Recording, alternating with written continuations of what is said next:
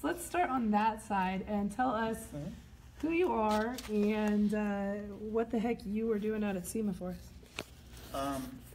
Well, my name's Jay Adams. I'm lost.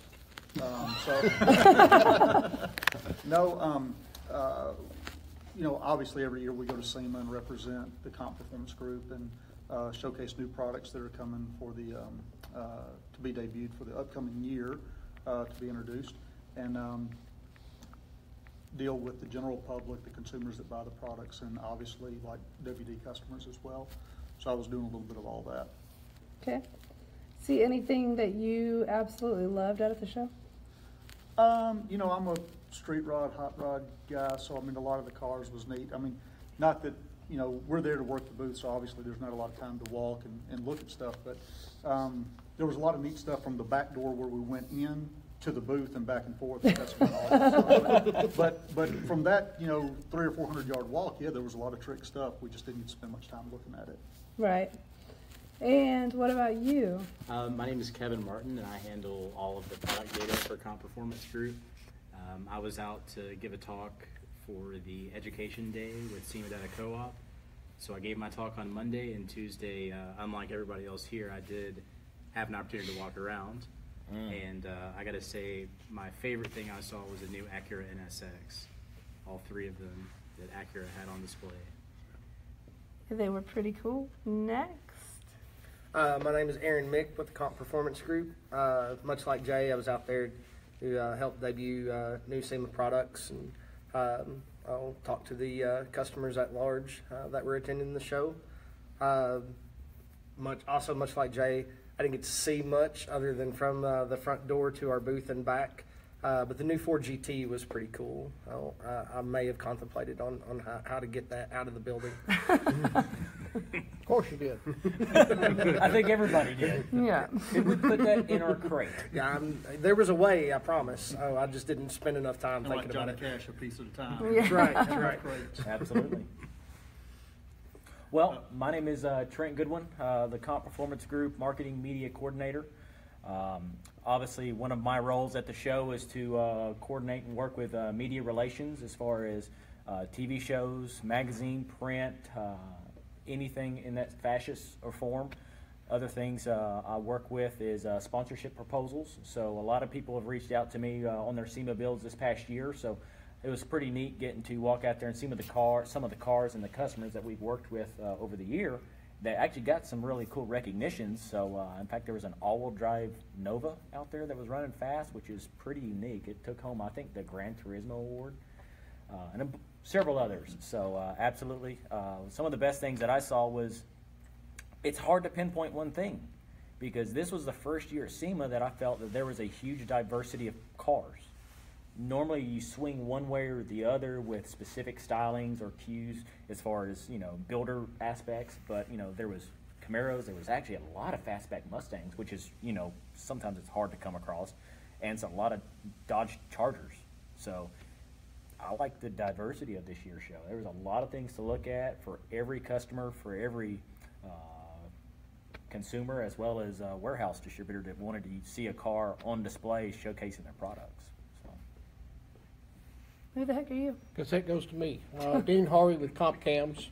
I was at the show to interact with the customers, talk about the new products, actually develop the relationship we have with our customers, to let them know the changes going on at Comp Cams as far as improvements to shipping and product delivery, things of that nature.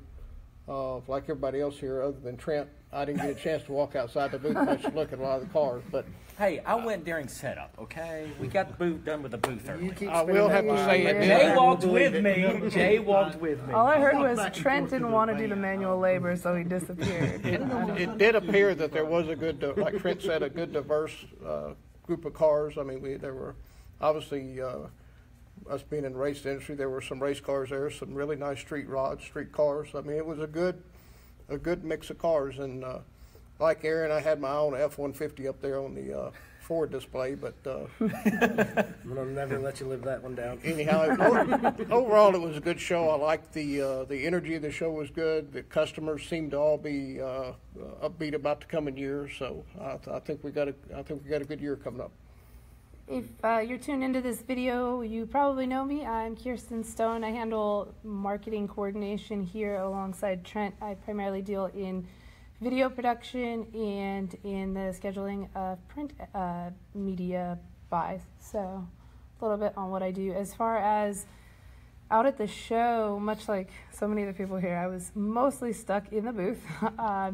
I did see, actually, when I was out walking around with Jay, actually, sounds like Jay did more walking. Why does than- everybody Jay? Now we know where Jay Okay, I come out as the bad guy, right? Yeah, clearly. No, that Galaxy 500 is still like way up high on my Yeah, list. That yeah. single overhead cam. A customer of ours Yeah. out in California built that car, and it was originally slated to be on display outside.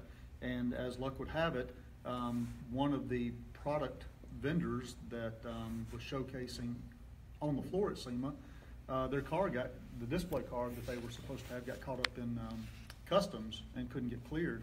So they came out and they got Jim and said, hey, know your car is outside, know it's got a lot of our products on it. Could we convince you to put it in our booth? So they dusted it off and waxed it up, and there it was. So And yeah, that's, What was the name of the really shop nice that built car. it? That's Bones Fab. Bones Fabrication. Bones Fabrication. Camarillo, Yeah. California. So there's a lot of times you see it out on Power Tour, that bus. I forget what they call it, but the short bus or whatever.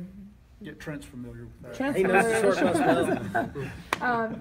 But that was his car, and I mean they build all kinds of really cool, innovative Yeah. stuff, and that one was such a departure from the short bus that I would not have guessed that it came out of the same Same shop, shop. but a beautiful car. So Can you actually say that, short bus? I mean, it is physically a short bus. I Okay. mean, you I'm know, just checking. He's trying to make this something, you guys. Yeah. What about you? Well, hey, I'm Matt Patrick. I'm the product manager for FAST. And I sort of play a twofold role at SEMA. Half of my time spent in the booth, just kind of helping with customers, questions, and whatnot. The other half is really out there from the business side. I know the car shows and the products are kind of like the highlight of the show, but there's a tremendous amount of business that goes on at the show with people that provide parts and services and technology vendors, and we all get a chance to meet at the show. So a lot of what I was doing was going around the show and meeting and talking with people, trying to uncover the latest new technology that we can work together on and partner with people on and bring to market. So that's a lot of what I do while I'm out there. That's it? That's all you do? Well, honestly, I think. It sounds like you had time to see some shows. Forgive me. He was at the slot machine. At least he didn't say twofold and what he does, and then the other half of the time walking around with me. 'cause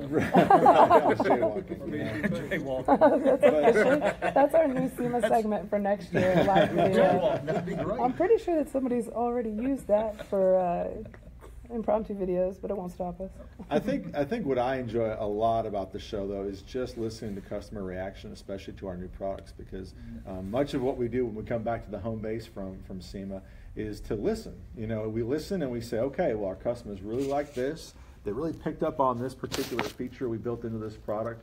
And so we'll take all that information back, and as we get advertising ready and do product videos, things like that, new product releases, we'll kind of key on the things that people really liked and sort of work on the things, maybe some negative feedback we got, and we try and improve ourselves. So I think that's a lot of it is as much as going out there to see things, is to listen and try and improve on what we do. Absolutely. Last but not least, Gary Bruce, Director of WD Sales, so we work with all the warehouse accounts, but you talk about strip, that's a different story. But, because it was Halloween while we were out there.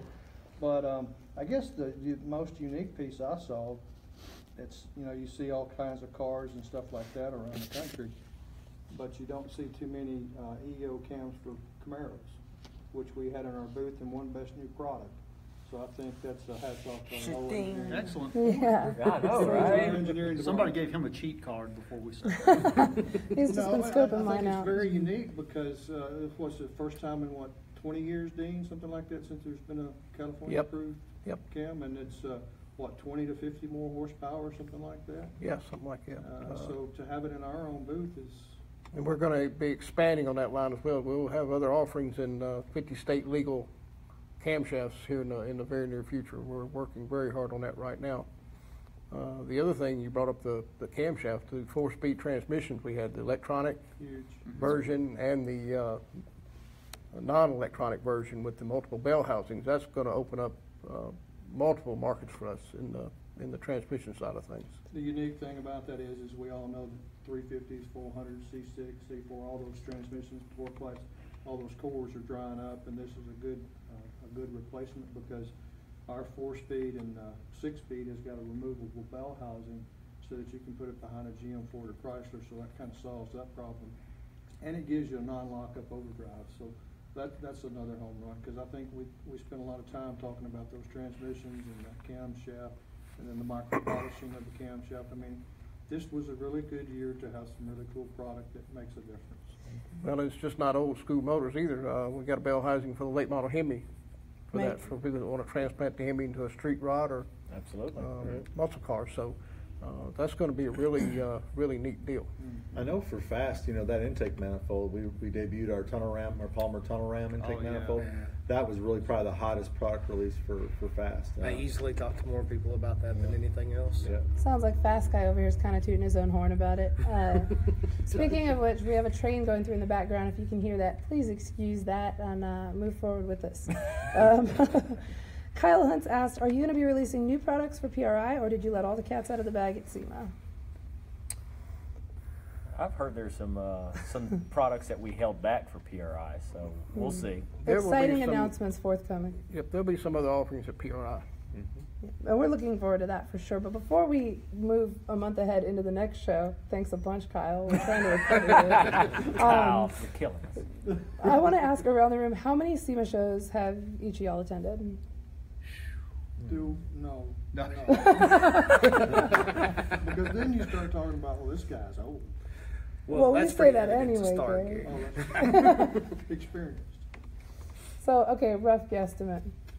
I think my first SEMA was sometime in the late 80s. Okay. Say, I think I've done a total of 8. I think my first one was in 90. No, let me think about that. 94, I think. 96. I forget, but it's somewhere around there. It's been a while. Yeah, this one was my 9th. I think my first one was 92, but I haven't done them every year. I usually go every other year or so. Lucky dog. I think after this year, this was, I believe, my 7th consecutive year. Okay. This is my 4th SEMA show. And this is my first. My first one was in '99, so I haven't made it every year, but this was probably my 10th or 11th year going. So I think that the vast majority of the people sitting around here, we get a little bit, I don't want to say jaded because it has such a negative implication, but we're so accustomed to the most insane builds, the craziest stuff. Like if it doesn't have 1,000 horsepower, it's hard to like even be a blip on the radar, right? So with that, I want to turn to, first of all, Kevin Winstead is joining us. Ladies and gentlemen, Kevin Winstead. We're going to see if we can fit in here on the end. We may have to scooch Kevin, it you just. scoot in just a little bit. I don't see you on the camera. If you could just sit Indian style in the middle. Yeah, if you could, that'd be Well, I don't know, good. that may be Vic's spot there after. I hear you, Jay. Let me give you a fun fact. Real quick. One no. picture and Let you me never give you live a it fun down. fact about SEMA. In I believe it's 1988, so that's what, coming up on 30 years. We do All of- cams really good, math not so much. I'm not as smart as I look. He is from Mississippi. But all of SEMA was in that main performance hall where GM, Ford, and we're at. That was SEMA, that one building. Of course, now they've got the other side that's a 2-story deal, and they have plans of moving some other. But you parked right out front, and you paid $4 a day to park. And you just walk right in. And it was a 3-day show, and you wore a 3-piece suit every day. So And there's that- photographs of that somewhere. I saw. We won't talk about that, but it was a 3-day show, 3-piece suit, and it's kind of, but it's, what's fun is to see how this industry has really grown. And I know media has a lot to do with it. This has a lot to do with our business, and to have the media out there, golf wouldn't be as big if it wasn't for TV. So our industry, we love the media because it gets people excited about building a car or redoing something. So it's a plus, and it's really it's helped this industry grow a lot. Well, I have to say, we're going to give Kevin an intro here. I want to make perfectly clear, by the way, that we are not actually sitting in a Vegas jail cell. We did escape. It's possible. It's just another gray brick wall, so should you think that we were having way too much fun, that's not quite the case. Kevin tried his hardest to get us there, though. Kevin, tell us about yourself, what you do here, and how many SEMA shows you've been to. Okay, well, first of all, I'd like to point out there may be warrants for a couple of these guys in Vegas. Some will not be allowed back. But no, Kevin Winstead, I've been here for about 22 years in total, and started on the engineering side of things, doing product development, that sort of thing. And then, as Rick Sparks put it a few years ago, I moved to the dark side. He deemed as being the sales team. And I love it. I really enjoy it. I do technical help. I do sales, and it's this fun stuff. In my mind, is stuff that is the reason I got started in the high performance aftermarket to begin with. So I get to talk to all of the racers, and I get to help them make their car a little faster. Which, like we know, Gordon, that's why he's still in it after all this time. He wants to help them make just a little more horsepower and go a little faster. That's the reason I'm doing what I'm doing as well, Kyle has just commented again to make sure that Trent made it back from the bathroom after our broadcast the other day when Aaron inadvertently announced that you'd gone to the restroom and helped you too soon. Apparently Trent wasn't in on that joke. Clearly, I was probably loading literature right That's right, there's my name Squirt. So, okay, on that note, what I want to ask, because as we went around the room, everybody here has attended SEMA at least a handful of times. It was Kevin's first trip, and I'd like to hear from his perspective, what the heck was that show, walking into it? It's really just an amazing thing, and it was everything I wanted it to be, and then some. As someone who's been into cars since I was 15 years old, fast forward 10 years later, it always was a goal of mine to make it. And to finally make it and to experience it and to work with people who've been in the industry for so long, it was just magic. And I realized that in years moving forward, I might be jaded like a lot of folks here are about it. But I still like to think that, when I get to go back, that I'm still going to be able to find some more magic in it. And even though I'm going to be working more and more of it. So. Well, let me say this. No. Even if you weren't committed to a booth or jail cell, as it were, but even if you had all week to go and you started on Tuesday morning when the show opened and you just walked as much as you could every day, I still don't know that you could actually see everything there. I heard it put two different ways, and I don't know how valid either one of these are, but I've heard that it's now eclipsed 4 million square feet under roof. And that if you walked every aisle, that it's like 18 and a half miles of vendors. So that's pretty overwhelming. And every year I'm sure all of us get the questions from people that have never been, friends or whatever. They're like, man, you get to go to SEMA, that's really cool. You can see all this stuff. You're like, well, you don't really get to see a lot of it other than what you pass. But going back and forth to the booth. But just to stand on the main floor. And literally, as far as you can see, it's really cool car stuff everywhere. I mean, it's just it's like you died and went to car heaven. I mean, and it doesn't matter what kind of car you're into. It doesn't matter if you like four-wheel drives, off-road stuff, airbagged camper trucks, muscle cars, hot rods, race cars. It doesn't matter. There's something there for every taste and run the gamut. But it's overwhelming, and it just almost defies description to be able to. And it's a reminder. I've been in this industry for 19 years, and it's a reminder of that original passion I had as a kid for cars, and like you said, there's something there for everybody. And when you get there, you just don't forget that. It's like it's what drives our customers, and really to a great extent, all of us in some way, shape, or form, we are our customers.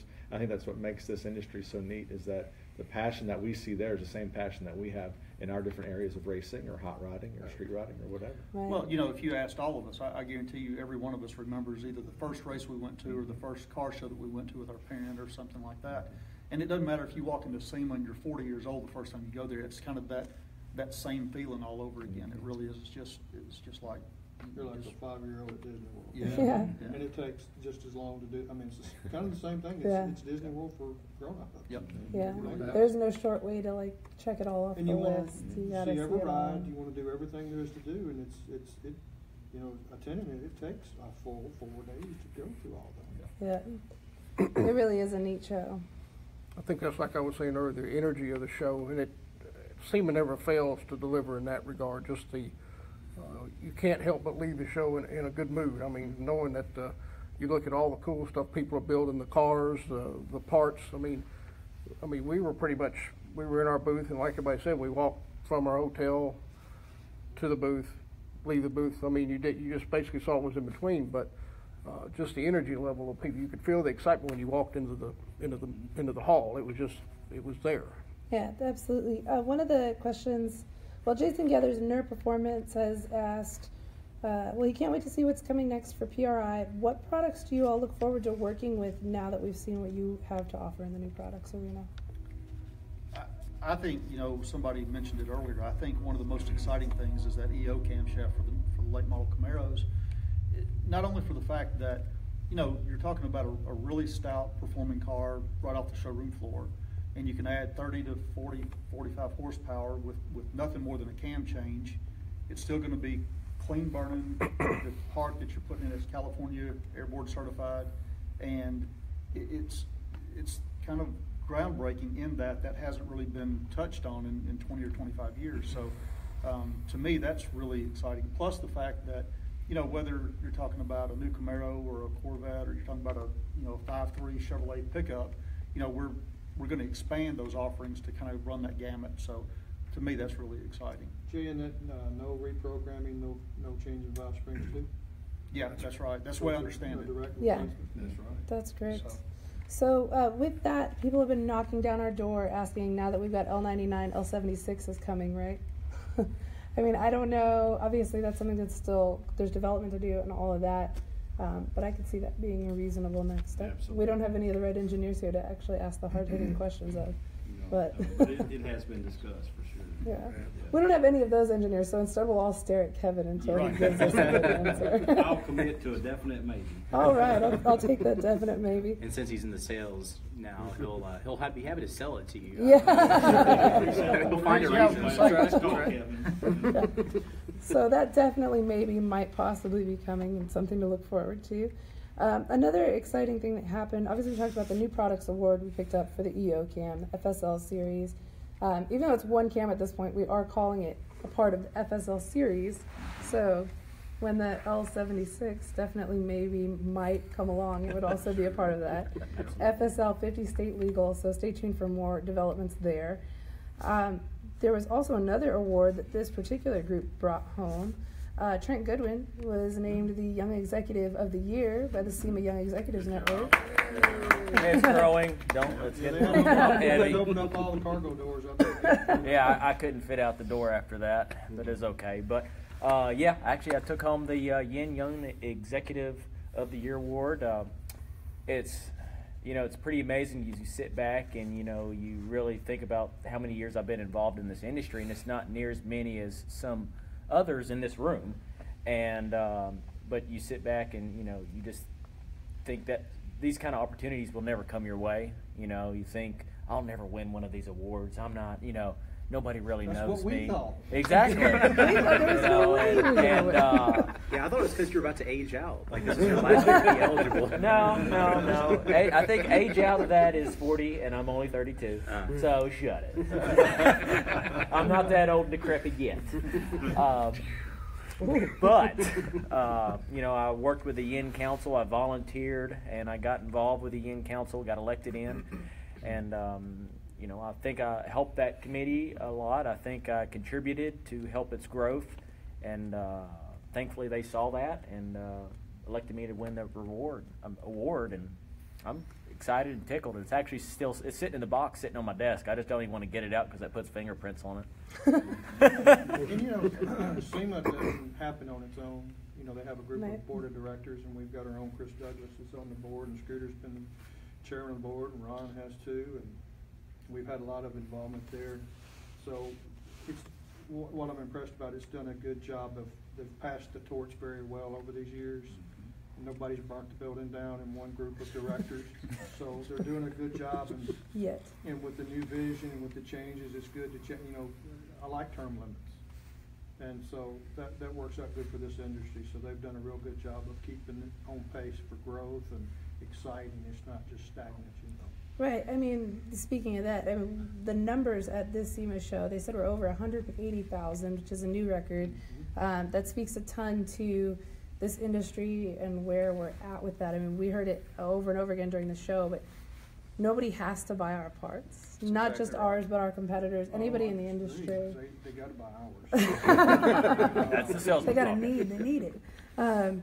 But it really says something to kind of the state of the economy, the state of where we're at right now, that show was as packed and as crazy as it was. And, you know, we're thankful to all of our customers who made it out to the show, whether they were, you know, big WD guys that came by and visited. We saw, I know, who all was out there? Your guys, Dick's were out there. Dick's Performance from good old Canada. Yeah. I was out there. They're international. You know, Right, yeah, They're international. There's no such thing as Canadian bacon, it's just bacon. Yeah, right. We have our own resident Canadian who informed us that there is no such thing And since as he's Canadian here- bacon. And since he's not here, it's okay to let him know that he's wrong. It's true. Yeah. We have good bacon here. He just texted me, he said he's sorry for the misunderstanding. Yeah. I'll tell you, I mean, one other thing I want to bring up before we move on from the stuff at the SEMA show. We also introduced at the SEMA show, which we'll have more details on it at PRI, our micro surface enhancement that we do on our camshafts now. That's a process we're actually doing to all the LS cams right now and hope to offer it to other applications soon. But I think that's one thing that kind of got, it's hard to judge something like that, but in my mind, that was probably one of the most, and that's kind of an evolution of things, one of the most evolutionary products we brought to the show, although it's not something Yeah. you can hold in your hand, but it is a process we do to cams now. So that was a really big deal. A lot of hard work went into that I as well. agree. And, Probably you know, one of the most misunderstood Yeah, I was products. almost the Absolutely. same because it looks like just a pretty cam. It's just a Yeah. polished It's just a look on the polish, cam. right? But it's way more than that. You know, if you back up 15 years, we used to chrome plate and polish camshafts to take and put on display at the show to make them look pretty.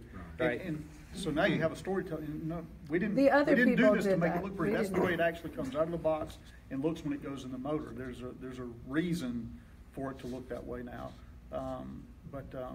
So there was a story to be told there. Yeah, about the absolutely. features and benefits of that. That whole deal really like starts, you know, like with what grinding wheel we selected and how fast we're turning it and et cetera, all the way out to that's just, you know, as Billy likes to put it, the finishing mower touch to the grass. You know, I believe we have a it's going to be an in-depth video tech article Yep. that we're going to do in-house on that procedure. So just to help explain the process, because I know there's a lot of questions. A lot of people are assuming it's like a belt sanding process and other things that other competitors do. No, it's not. It's actually something revolutionary, and we're excited about it. And I think the best way for us to focus and explain this process is with a tech video showing step by step. So be on the lookout for that. Yeah, that'll definitely help because it seemed to be one of the well, I know it's the most easily misunderstood thing that we launched at the show. So, Kyle Hunt asked, when doing carb certification, is it based per application per year or is it a blanket coverage? The answer is yes. It sort of depends on it sort of depends on the motor and how many different applications that motor is in. So by carefully choosing which vehicle we use to test the L99 cam, we were able to certify for 1,700 applications in one cam. It's not always that easy, and if you're dealing with new engines, new release models, all of that, sometimes it can get really complicated per model, per year, all of that.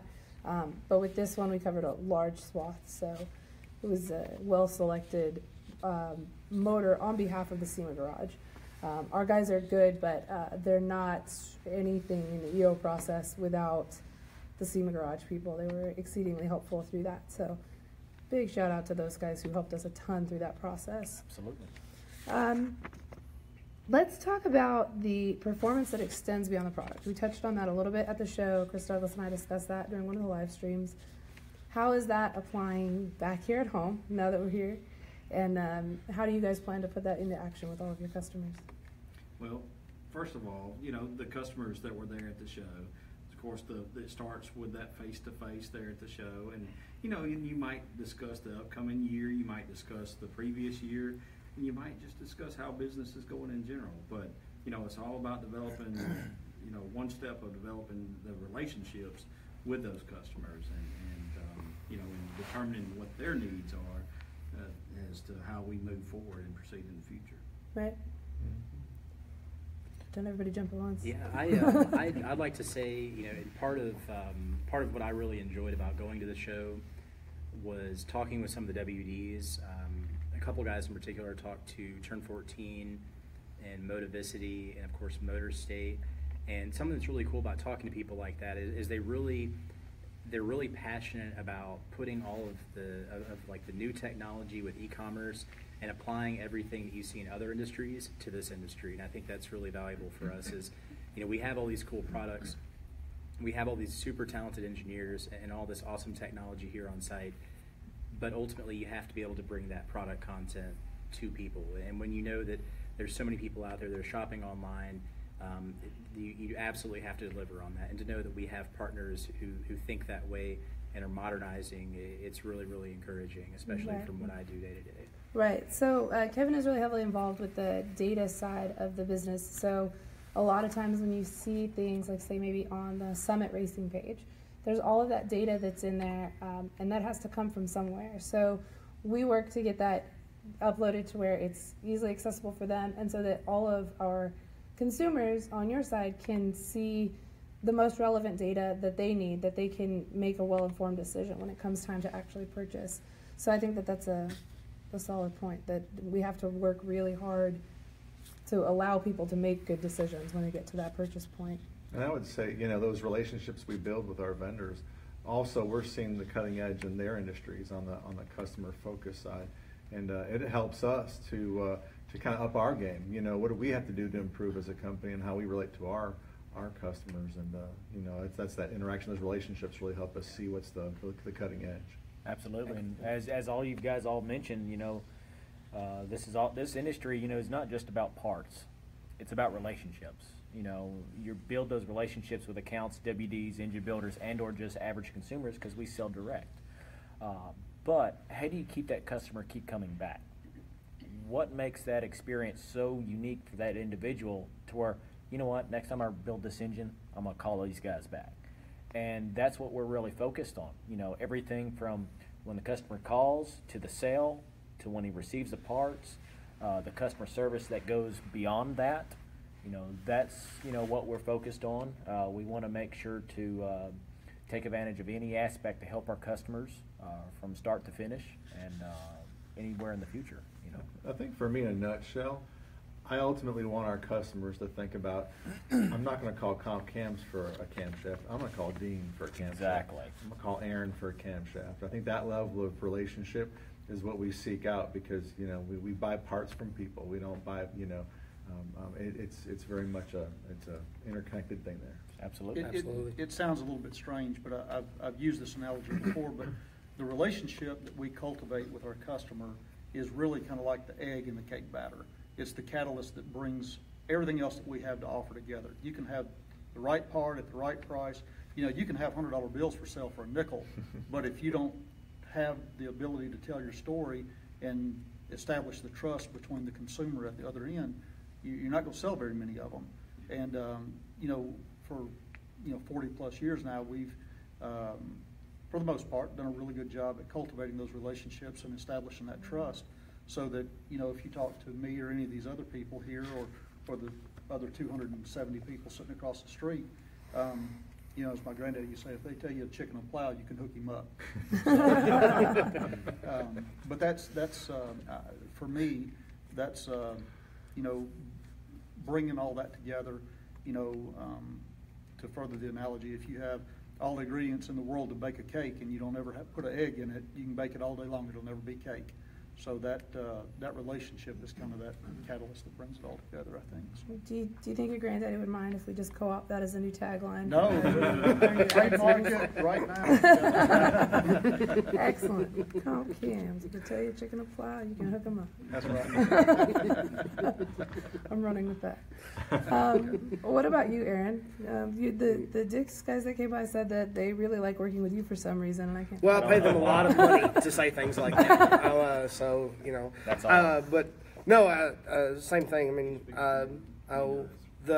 our relationship with our customers is probably the single most important product we have as this company, and it's cliche, but we really are a company full of hot rodders. You know, car guys and girls. Kirstin has a project car. Trent's got a couple. Matt has a project car. Kevin's got one. I've got one.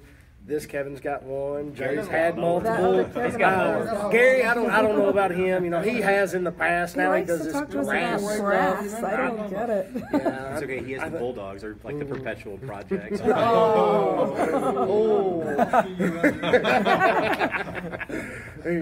say I hate grass. But yeah, it's just one of those things. Like, we understand both sides of the counter, and we try to take that understanding with us into our relationships with our customer. You know, it hadn't been that long ago. I didn't set it up or anything, but I asked a questionnaire to the different salespeople and customer service folks. And I said, what's the number one thing you like about your job? Every one of them said customer, satisfying the customer. Yep. True story. Yep. That's from the heart right there. Mm-hmm. I think So, that's genuine. true. Yeah. So we talked about, well, you briefly discussed the fact that everyone sitting around here is a project car person. It's tough to say a car person because I feel like most of the time, are a project at some level. So let's go around here real quick and just throw that out, something a little different. What's your project car, Kevin, of the 72 in your shop? Just pick one. Just one. Which one you worked on yesterday? The one that I'm focused on now is a 2002 Trans Am, just a LS swap, 5.3 based LS engine with a little turbo on E85. And it's slow. Car, but it's faster than yours. Doesn't take much. Yeah, that's not saying a lot. If it runs, it's faster than he is, right? Yeah, you can walk to the mailbox faster. But that's the hot rodder choice. All right, and you, Gary? I don't really have a hot rod currently. You know, I've had different things over the years, but I don't know, as you get That a little Marauder's older, pretty bad. different things change around, but it's not a hot rod, but it's an all original 95 two-door four-wheel drive Tahoe with dealer muscle remove in the back. I mean, you know, I guess if I had a hot rod right now, that's what it would be. It's a cool ride. Yeah. It's just something unique that you don't see anymore, that had been lifted, mudded out, rusted out. just hit 100,000 miles. It's like, do you sell it? Do you park it or do you drive it? So it's like, enjoy it, drive it. Exactly. I've got a 2005 Mustang GT. I fabricated a turbocharged kit for it, so that was pretty cool. Recently upgraded the turbo. I got stuck at 1104. It was the best I could do with that last turbo, and I finally had run past it. So yeah, so hopefully this hopefully the next month or two, I'll get out to the racetrack and finally get that 10 that I've been hoping for. So, but yeah, so I daily drove it for years, and then it turned into the toy. So that's what I've been playing with. There you go. I've got a 99 Mustang with a 5.3 swap in it, and thanks to Matt's recent upgrade, a turbo that I just picked up for it. So looking forward to getting that installed. My project, I have like Gary, I have no project. I have two kids. One just got out of college, one's in college, so that's where my project That's a money is project. going, is to colleges. So Don't bring up colleges. I got to start working on that. we've got a ways to go. I know. College is not always cracked up to be. But Unless it's Mississippi State, then it's different. I will say I do have a appreciation for the street rod, hot rod industry, as well as, I came up to this through drag racing, was probably my first passion. And I really enjoy all types of motorsports and just cars in general. I like dirt late model sprint cars. I mean, it's just, I think you have to, if you're going to be successful in this industry, you can't focus on one area. You have to be able to branch out and not be afraid to look into other areas. I mean, if you're really into drag racing, I know a lot of people are in the drag radio stuff, which I enjoy watching that, but there's only so much that you can push the envelope, and it's time to look at something else. So I think I'll look at Jay. I mean, I know he's been involved in a lot of stuff. He's had sprint cars and street rods and hot rods and different things, but I think you really have to be diverse and not afraid to embrace different areas of our industry. Now, Dean, isn't there like a dream project car you've been wanting to work on? Because I've heard you mention it to me a couple times. I have a couple that I'd like to do. I've always wanted, one thing I'd like to do is, of course, I'll never have a Nomad or something like that, but I've always liked the two-door wagons, the big cars. I'd like to build me a two-door Malibu wagon. That'd be a cool car to build. So maybe one day. There you go. Hey, all it takes is money. That's all. And I heard you make all of it, so. Speaking of money, Trent used to have that before he had a kid, and that's when he had Project. Charlie Harper Lee took all of it. Working on Charlie's hot rod as we speak. So was any of yours for sale yet? Tell us about it. Yeah, let's see. Project vehicles that I've got is a 1979 Camaro with a 496 big block, right around 680 horsepower at the rear wheel. It's my high school car. It's a fun car whenever I keep it running because I keep breaking it. But in my life, that's what I built these cars for. I took 7 years to put this Camaro together. I worked with several different shops, and I'm not going to baby it. Yeah. That is just not in my book. I want to go out there and drive it as hard as I can. If that means blowing up the transmission, or if that means frying an ignition box or a coil, you know what? That's part of hot rodding. That's a part of this culture, and that also gives you that experience of working on the cars. Sure. Obviously, sometimes you really regret hurting your cars, but you know what? They're meant to have fun with, and if they're going to sit in the garage and collect a couple miles like somebody's Tahoe over here, he might as well just donate that to United Trent's Fund. But the other project that I'm currently working on would be a 1970 Suburban that I'm cut up, converted into a crew cab short wheelbase pickup truck. So it's going to be something definitely unique, but the goal of it is to give it to my wife so she can have her a hot rod hauler, so we can put our little baby Charlie in the back seat, put her little custom 32 stroller in the back bed. I'll haul my Camaro to the car show with the family. So, Lori's definitely redefining Mommobile with that one. Hey, it's okay. You know what? Give her something to have some fun with. Way cooler than a minivan. Definitely. All right. I've got a 2004 Mustang Cobra. Slow. It's faster than anything Trent's ever owned or probably will own, but You just can't help yourself. It's this the Mustang that never It's hard runs? to prevent I think awesome it's from just coming out. It's been how long on the lift back there? 0 horsepower. But it's got normal upgrades, blower upgrades, and both on parts, and it's got a set of comp cams in it, of course, as well. Better. It's a fun car. You can just get in, start up, and go drive and have fun with, which is kind of what I was looking for. We travel so much and helping other people with their stuff. And when you get home, you don't really feel that much like working on yours. It is a Mustang. You work on it all the time. Oh, but Kyle's now said the crowds must be hiding with all these Mustang builds. We have our own section in the parking lot. Everyone's safe. What about you, Kevin? I have a 1978 Pontiac Firebird Formula. It was my first car when I turned 16, and it's been about a 10-year project now, but I'm actually nearing completion. Pontiac 400. It's a pro touring style build for autocross and stuff awesome. like that. So to be competitive and try to be competitive in SCCA. Mick here likes to call it the what is it? Miata Bird. The Miata Bird. That's right. So all those guys in Spec Miata or something, watch out because that 70s iron is coming. Well, Dean touched on it a little bit earlier. My project cars have run the gamut. I've played with, drag cars. I've had circle track cars, sprint cars.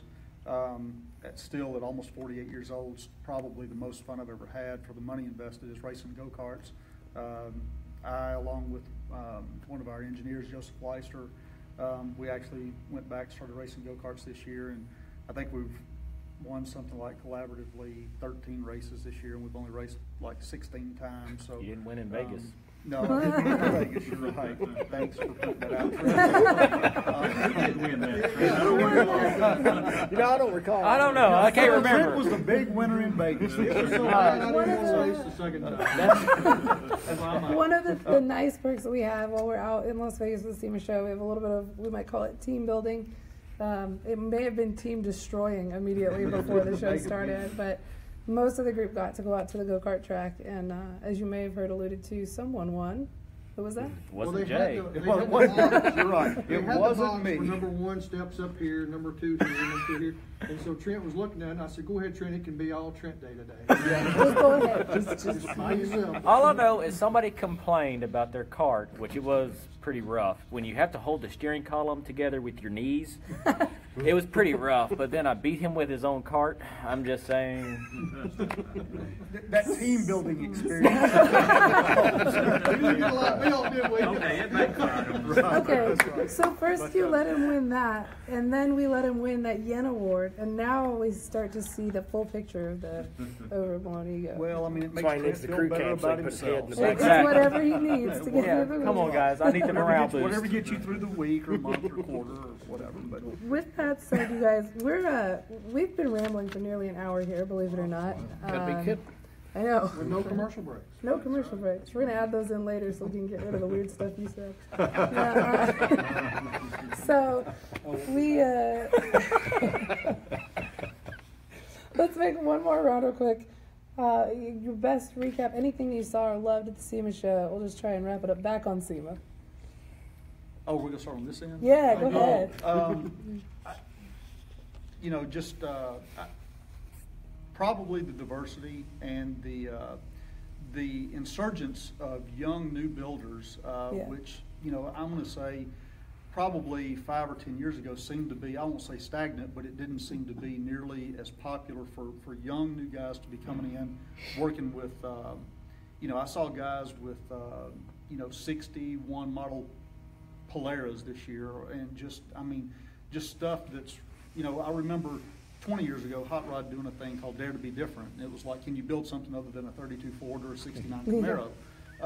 And, you know, guys, some of you may have heard of, Troy Trepagna showed up with a, you know, a Biscayne that set the world on its ear and started a whole revolution. And it's really pretty cool to see a lot of these new young guys coming in and working with platforms that you don't see every day. You know, something totally, you know, totally insane and weird. And, you know, the one thing about SEMA, I will say, it doesn't matter if you go 1 year or you go 20 years, you leave there and you think, man, what did you not see? You know, what could you come back next year and see that wasn't there this year? And you think, man, I don't know, I saw everything. You know, there's not anything. It's just everything that could be done has been. And every year you come back and there's something that just completely blows you away. So I think, in short, just to say the insurgence of new young builders and the diversity of the platforms and the cars that are being built, really very cool.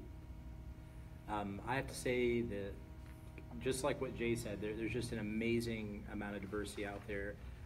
I was really pleased to see anything from like the first generation Skylines to the new NSX to loads of muscle cars. People are daring to do new things. I think that something that I was worried about getting into this hobby was whether or not a young person, it's sort of in the era of like the auction shows, if we could have something that we could claim as our own, that we could afford to build and enjoy, and not, you know, just be kind of pushed out of it because we couldn't afford it. Well, yes, there's so much out there that you can have your identity, you can enjoy your hobby and not be forced out because you can't afford it. So like I said, diversity. And I was really, really pleased to see on Tuesday when I was walking around in plain clothes without any comp garb on and just talking with folks, to see how talented our team is at talking to people. That it's really incredible to me to look at our guys and say, look, and watch them and listen to conversations and know that we have people who do care about the type of interactions and relationships we have with folks. And you talk to some folks who don't have that skill set, or maybe aren't putting that effort forward, but to know that I'm someplace where the guys that I work with are really, really talented and really do care, and that's really, really motivational to me to come in and put as much effort into what I do as what these guys do. So that was really cool. Just want to point out that Mark Campbell has just joined us from wherever the heck he is. Thanks so much for being here, Mark. We had a seat for you. Hey. I moved it out of the way, but it was here. It was there, but then we decided you were Canadian, so we shoved it out of the way. And he's late as usual. Did you bring Did he bring you Canadian bacon? He's on metric time. It's different. That's It's right. different thing. It's different. So, closing thoughts, Mick. I think, although it's a little bit of a rehash of what Jay had to say, and I hate when people do that, but for real, my favorite thing about being at SEMA this year was the kind of renewed push to involve young people and to bring more of the young crowd in. Because if we don't continue to do that, it won't matter how cool the parts we make, because there won't be anybody interested in buying them. Right. Yeah, I think that new Young Guns program that SEMA has introduced for Battle of the Builders has really helped with that. Yeah. There was a markedly younger crowd that I was seeing about the place. I mean, there's always young people, but And not just young tire kickers, but young guys that really knew what they were talking about, that were coming in and asking good quality questions, that were ready to build cars. So it was exciting. Absolutely. Hey. Well, me, well, I'll try to go off a different path here. Obviously, renewing relationships with existing customers and/or new customers, that's always a great attribute to the SEMA Show, because obviously I dealt with a lot of racing series, from flat out racing to monster trucks to the drift series guys to the street outlaw guys. All these guys, they always stop by and see us and want to thank us for our help with their race programs. So seeing those guys come see us to appreciate what we do for them is always a good thing. Now, as far as cars go, there was a airplane engine truck. There was the radial truck. That was pretty cool. That was pretty unique, because just the craftsmanship alone in that was amazing. I still didn't quite see how it tied into the rear end. I wanted to see the mechanism, but I couldn't see it. But we had the original Bigfoot sitting next to us. Yeah. That was so cool. As a kid, and as my dad taking me to tractor pulls and everything else, I don't care who you are, what you do, there's still a small fascination no matter what with monster trucks. And when you have the original one there with faded paint, rusted, dented up, it was still on the stock frame, had a big blown Hemi in it, Complete with Predator carbs. Predator carburetor. When the show was over, when the show was over, the crowd was crazy. It was insane. It's just, he fired it up, and it's like, whoa, and I'm like, how's this thing going to fit down the aisles? And they just drove it straight out of the building. Then they backed it over our booth. Solved our unpacking problem real quick. Now, a couple of years ago, we were thinking about a teardown, stealing one of them and just driving over all the displays. Yeah. Don't get nobody any ideas, but I think that was my highlight. Besides the relationships and just a couple cars, seeing that from a childhood memories, that was pretty damn cool. Dean? Back to me. Mm-hmm. For me, it was just the diversity of the people at the show.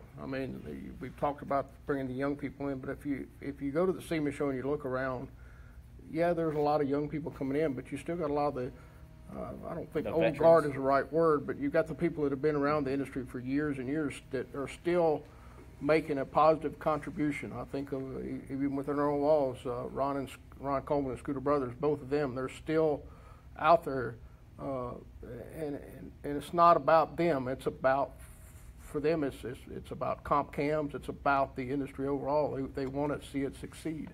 But just the diversity of the people. There's young people, old people, women. In the international crowd, to me, that's a huge deal. I can't tell you how many people came by the booth from like the United Arab Emirates. Just the Middle East, the Middle East contingent was just unbelievable. So it does give me a good feeling about the future of our industry. Because there are people interested in it. So I think that's a good thing, but just the overall diversity of the group of people that are involved. I'd agree with that. I think that one of the high points for me, I got to deal with a panel of some of the leading pioneering women in the industry. I was there with Amy Falk and Charlie Van Cleve and Gigi Carlton, who I mean, they absolutely set the tone for what it is to be a leading woman in this industry. That was a pretty incredible experience. And to go back to the same things that everybody else here has said, the number of people there, the diversity of the builds that were there, all of that tells me that the industry is going to be here a long time, that CompCams is going to be here a long time, and I'm very excited about that moving forward. I think for me on a personal level, probably the highlight of the show happened, I think it was on the second day. A college student came up to me, an engineering student, and he was looking for internship opportunities. And he just immediately just went in describing the program that he was in, and he went on to describe the program he was in is the exact program that I got my degree in as a young engineer. And to see him just totally excited, ate up with everything that was going on at the show, and out there saying, I want to come and get an internship with you guys. You guys have it going on here, you know, at CompCams. And we talked to him, and gosh, what a fire plug. And the guy was just, you could tell this guy, I don't care where he ends up, and I hope it's here, but I mean, he's going to do something big in life. He's going to do something big in this industry if he sticks to it. And it's so motivating because for me, I rewind my career back 20 years ago, and it was like me. I mean, I was I think about a semester away from graduating, and with an SAE group, I went to the PRI show, and I remember to this day, resume in hand, walking up to Scooter Brothers, putting in his hand, shaking his hand, and saying, "I want to come work for you." Well, tell me why, you know. And so it was almost like the reverse conversation was occurring there, and I thought about how excited I was, and you know, the rest is history, as they say. But that was just super cool to see. You know, we've been, you know, the common theme here is the youth that we need to bring these people in. They're out there and they're excited about the industry, and I think if we, from an employment standpoint, an opportunity, give them a chance to get out there, be creative, and do their thing, I think we've got a bright future ahead of us. Yeah, I agree. When Dean and I first started going to SEMA, we looked around and there's a bunch of old fellas. Now when we go to SEMA, it's a bunch of young kids. I don't know what that means. But you talk about the youth, and I've noticed that more and more, not because we're getting older, Dean, but you know, Jim, it's better than the alternative, folks. Yeah. But Jim Bingham at First Performance in Joliet, Illinois, started Hot Rodders of Tomorrow. Mm-hmm. He had the vision, he had the means to get that thing started. So not only did he started off involving the kids around the Chicagoland area, but all the way to California. So it's people like Jim, it's SEMA Scholarship Fund, it's all those things that's come about in the last few years that's made a difference to get the youth involved. Without all that and the vision that some of the older folks, you know, have got, that's been around longer than we have, that's huge. And so you're right. I believe Trent said that if we don't get them involved, about the only thing they're going to work on is maybe a tire and a wheel. That's about all they're going to install. So that's what I take away from it. It's just as long as we keep our leaders, those people that have the means and the abilities and the smarts to do these kinds of things, will help us continue on. For sure. There's three things that really stand out to me about the trip. Like Matt said, you know, the young people out there and the enthusiasm with those people, those guys, you know, and like you, Matt, I can reflect back to, you know, 20-something years ago when I was that age and thinking, man, it'd be awesome to do something like this and, you know, work in the industry and sell high-performance car parts and actually be involved. Well, at the time, I was thinking design car parts, but now it's more sales. But regardless, that was the first thing, just that youthful enthusiasm and touching bases with existing customers that you don't get to see very often. That was the first thing that really stood out. Second thing would be the cars and trucks and the diversity of all these vehicles out there. And it's amazing. You walk out like Friday night as we were leaving the building, and there were just so many different types of cars and trucks going to SEMA Ignited, you know, and you had you know, everything from big four-wheel drive trucks to Lambos and everything in between. And, you know, that was pretty cool. And then I guess the third thing to wrap it up is it kind of astounds me today looking back, the fact that Aaron Mick got to come home safely and not get thrown in jail. I don't know how that happened. Now, they're going to catch him sooner or later. Well, I tell you one thing. You mentioned SEMA Ignited that I want to throw out there before we close up here. is that a lot of people don't realize SEMA being a trade-only show, it's tough for the consumer to get into that show. But with SEMA Ignited, that is a way for the consumer to go and see what was on the floor, because that you know, you're seeing the cars, you're seeing the people. That for those of you out there that can't get into the SEMA show, don't use that excuse for not to come out there, because SEMA Ignited, which happens Friday night after the show, that is a really neat deal that it allows you to see the stuff we live with during that week. So, you know, if anybody's watching that would like to come and just experience SEMA, that little piece there is a pretty awesome deal. It is. Agreed. Good point. With that, you guys, I think that we've sucked up enough of our afternoon. Dean's going to make us all go back to work here any second. So we are going to go ahead and sign off. We sure do appreciate you joining us, though. Just because SEMA is over doesn't mean that the broadcasts are. Stay tuned. I'm sure we'll be back with you shortly with all kinds of new, good, exciting content. And we will talk to you soon. Thanks.